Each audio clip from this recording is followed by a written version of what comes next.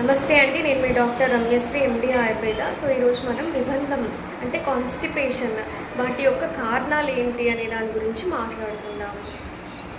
So వాతాన్ని పెంచే ఆహారాలు, వాతాన్ని పెంచే విహారాలు, dried food items, water quantity తక్కువ ఉన్న ఫుడ్ ఐటమ్స్ అండ్ వాటర్ తక్కువ ఉన్న ఏరియాస్ అన్నమాట. అంటే డ్రైడ్ ఏరియాస్లో ఉండటం అండ్ ఫ్రైడ్ ఐటమ్స్ ఎక్కువగా తీసుకోవడం, గోబీ, మసాలా ఎక్కువ తీసుకోవడం, వీటన్నిటి వల్ల మన అగ్ని అనేది డిస్టర్బ్ అయిపోతుంది. అంటే ఇద్దరు విషమమన్నా చెందుతుంది, లేదు అంటే మందమన్నా అవుతుంది. విషమం చెందితే ఏమవుతుంది, ఒక్కోసారి కాన్స్టిపేటెడ్ ఉంటుంది, ఒక్కోసారి మోషన్ నార్మల్గా వస్తుంది. మందంగా ఉన్నప్పుడు కాన్స్టిపేషన్ అనేది జనరల్గా ఏర్పడిపోతుంది అన్నమాట.